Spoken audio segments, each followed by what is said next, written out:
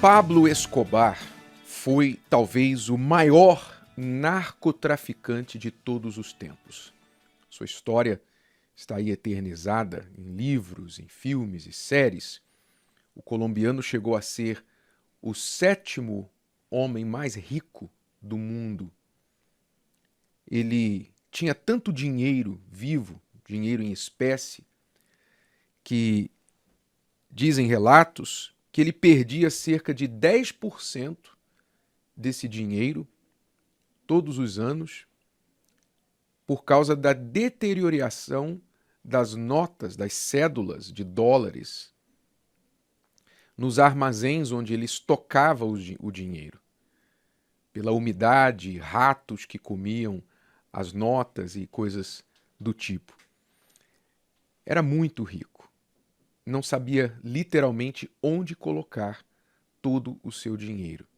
Sua riqueza, obviamente, vinha do tráfico de drogas. No auge do tráfico que ele fazia, ele contrabandeava 15 toneladas de cocaína por dia.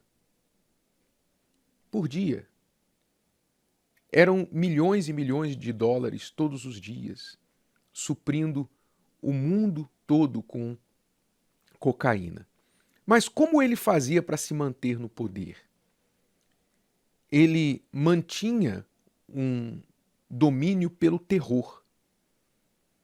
Ele matava, executava subordinados, executava rivais, executava juízes, políticos, policiais, oficiais do governo, executava quem se colocasse no seu caminho, a ponto de, uma vez, explodir um avião porque ali haviam candidatos à presidência, às eleições presidenciais. Chegou a explodir a Suprema Corte,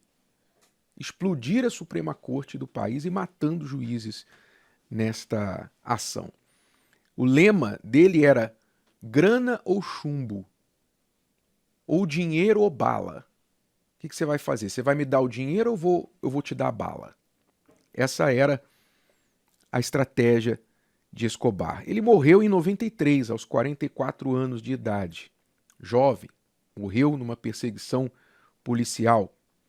E apesar de todos os seus crimes, na cidade onde ele atuava, em Medellín, na Colômbia, Escobar era um herói. Olha só, olha a controvérsia. Um dos bandidos mais procurados do mundo, na altura, na sua cidade era um herói. Sabe por quê? Porque Pablo Escobar, ele procurava manter bons relacionamentos com os pobres da sua cidade. Ele queria ajudar o pobre, então ele construía casas, ele ajudava times de esporte, de futebol, que não tinham condições de construir seus estádios, ele construía estádios. Ele era uma espécie de Robin Hood, né, que ajudava os pobres, procurava, até mesmo às vezes literalmente, distribuir dinheiro para os pobres. Então, na sua cidade, os pobres cooperavam com ele, retendo informações das autoridades, tentavam acobertar as operações de Escobar e etc, etc. Por que eu estou falando tudo isso para você? Porque é importante que você entenda também, para os dias de hoje, que caridade não pode encobrir pecados. É muito comum pessoas, é claro que eu estou dando um exemplo extremo aqui, mas esse exemplo sempre existiu e sempre vai existir, não só na pessoa de Pablo Escobar, mas hoje em dia nós temos políticos que acham que porque fazem algumas ações sociais, ajudam pobres e etc., isso compensa pela corrupção que praticam, compensa pelos roubos que praticam. E isso é um sentimento comum, natural, em muitas pessoas, no ser humano de forma geral. Porque o sentimento de culpa que o pecado traz move a pessoa para fazer alguma coisa para compensar, para lidar com aquela culpa. Quando a pessoa está vivendo no erro, quando ela vive, seja no crime, na mentira, no engano, no estelionato, na violência, quando ela vive praticando a injustiça, porque pecado é injustiça, e ela sabe, ela está consciente disso, que ela está vivendo no erro, então ela gera dentro de si uma culpa. Há uma culpa que fica aqui dentro, porque o ser humano não foi criado para fazer maldade. A natureza de Deus foi emprestada ao ser humano quando ele foi criado. Então, o ser humano tem um senso de justiça. E esse senso de justiça vem do próprio Deus, que é o justo, que é o único e verdadeiro juiz e justo. Então, quando o ser humano vive na prática da justiça, seja ela grande ou pequena, se você, por exemplo, fala uma mentira para o seu marido, você fala uma mentira para o seu pai, para a sua mãe, você dá o troco errado para uma pessoa, enfim, você comete uma injustiça, aquilo imediatamente mexe com o seu interior e causa um desconforto. É claro que muitas pessoas, devido à persistência no erro, essa sensibilidade vai diminuindo. Então, a pessoa que insiste, vive no erro persistentemente, ela começa a ficar fria, ficar indiferente. Mas nunca que ela consegue 100% se livrar desse desconforto, dessa culpa que está dentro dela, que é a culpa pelo pecado, pela injustiça, de saber que o que ela tem feito é errado. Tão errado que ela não gosta que alguém faça com ela. Ela faz com os outros, mas quando chega a vez dela, ela não gosta. Então, a palavra de Deus nos ensina que caridade, obras de caridade, boas obras, não podem encobrir pecados. Uma pessoa que é de Deus de verdade, ela vai praticar boas obras porque isso é natural, é obrigação dela. Ela não vai fazer boas obras para encobrir seus pecados. Ela vai fazer boas obras porque está dentro dela querer ajudar as pessoas. Mas quem faz boas obras na esperança de que aquilo vá compensar pelas más obras que tem feito, está se enganando. A própria palavra de Deus diz lá em Efésios, capítulo 2, que a salvação não é pelas obras. Está escrito que a salvação é por meio da fé. Não vem das obras para que ninguém se glorie. Então Deus não vai perdoar pecados porque eu dei cestas básicas. Deus não vai perdoar pecado porque eu dei boas ofertas na igreja, porque eu ajudei o mendigo, o morador de rua. Não.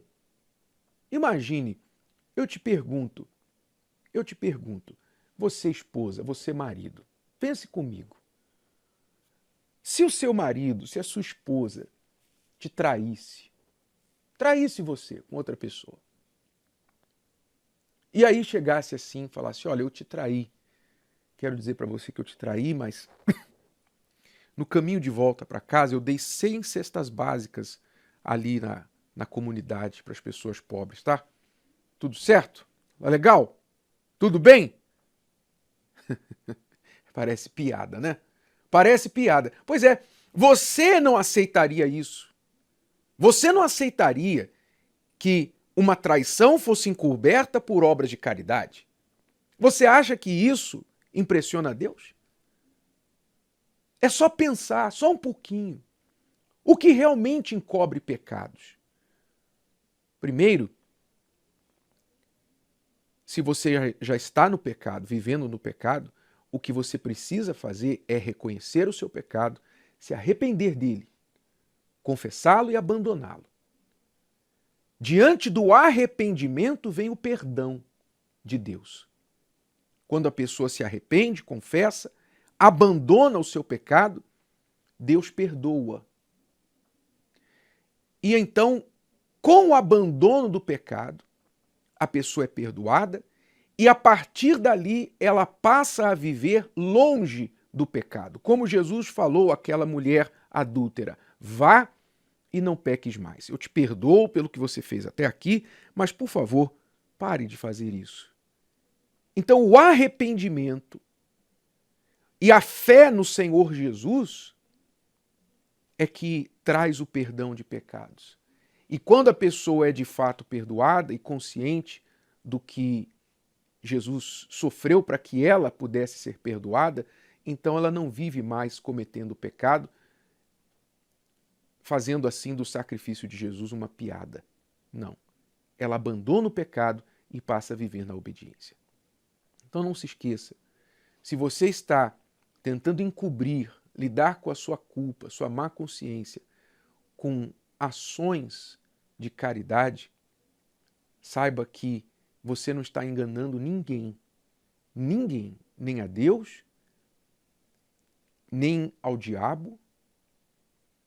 Talvez só os bobos que recebem a sua caridade, achando que você, que é um tipo de Robin Hood, que você justifica, sua caridade encobre os seus erros, né? Aquela pessoa que diz assim: não, eu voto no político que rouba, pelo menos ele faz, né?